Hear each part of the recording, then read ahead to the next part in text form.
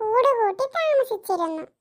അവൻ അത്തിപ്പഴം തിന്നും ഗംഗയിലെ വെള്ളം കുടിച്ചും സന്തോഷത്തോടെ കഴിഞ്ഞു വരികയായിരുന്നു.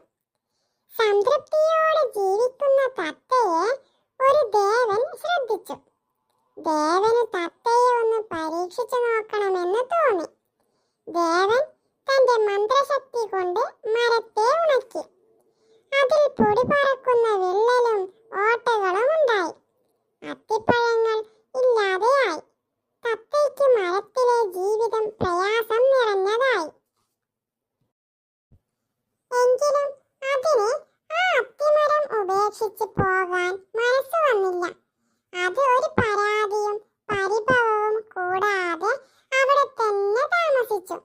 ദേവൻ തത്തയെ വീണ്ടും പരീക്ഷിക്കാൻ തീരുമാനിച്ചു. ദേവൻ വാത്തയുടെ രൂപത്തിൽ തത്തയെ സമീപിച്ചു. നീ ഈ മരത്തിൽ ജീവിക്കുകയാണെങ്കിൽ പട്ടിണി കൊണ്ട് മരിക്കും. നിനക്ക് എന്തുകൊണ്ട് ഈ ഉണങ്ങിയ മരക്കുറ്റി ഉപേക്ഷിച്ച് ഏതെങ്കിലും നല്ല മരത്തിൽ കൂടുകൂട്ടി താമസിച്ചുകൂടാ? വാത്ത ചോദിച്ചു. അതിനുത്തരമായി തത്ത പറഞ്ഞു, ഈ മരം എന്റെ ജനനം മുതലുള്ള സുഹൃത്താണ്. ഈ മരമാണ് എനിക്ക് തീറ്റയും താമസ സ്ഥലവും തന്നത്.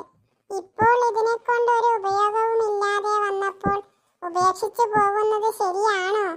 സന്തോഷകാലത്ത് നമ്മോടൊപ്പം ഉണ്ടായിരുന്നവർക്ക് സന്താപമുണ്ടാകുമ്പോൾ നമ്മളും കൂടെ ഉണ്ടാവണ്ടേ? തത്തയുടെ വാക്കുകൾ ദേവനെ വല്ലാതെ സന്തോഷിപ്പിച്ചു. ദേവൻ വാത്തയുടെ രൂപം വെടിഞ്ഞ് തത്തയുടെ മുന്നിൽ പ്രത്യക്ഷമായി. നീ വളരെ വിശ്വസ്തനാണ്. നിനക്ക് എന്തു വരമാണ് ഞാൻ നൽകേണ്ടത്? ചോദിക്കൂ, ദേവൻ തത്തയോട് പറഞ്ഞു. എന്റെ സുഹൃത്ത്, ഈ അത്തിമരം പണ്ടത്തേക്കാൾ ആരോഗ്യത്തോടെയും ഭംഗിയോടെയും വീണ്ടും വളരണം. അതിന് ധാരാളം ഇലകളും പൂക്കളും കായ്കളും പഴങ്ങളും ഉണ്ടാകണം. അതുമാത്രം മതി എനിക്ക്. തത്ത പ്രാർത്ഥനയോടെ അപേക്ഷിച്ചു.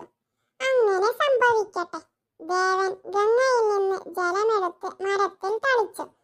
മരം പെട്ടെന്ന് ആരോഗ്യമുള്ളതായി തീരുകയും അതിൽ ഇലകളും പൂക്കളും കായ്കളും നിറയുകയും ചെയ്തു. തത്തയ്ക്ക് സന്തോഷമായി. അവൻ ആ മരത്തിൽ സന്തോഷത്തോടെ പിന്നീടുള്ള കാലം ജീവിച്ചു. ആ തത്ത ബോധിസത്വനായിരുന്നു. എങ്ങനെയുണ്ട് ഗൈസ് എന്റെ കഥ? എല്ലാവരും കമന്റ് ബോക്സിൽ അറിയിക്കണേ.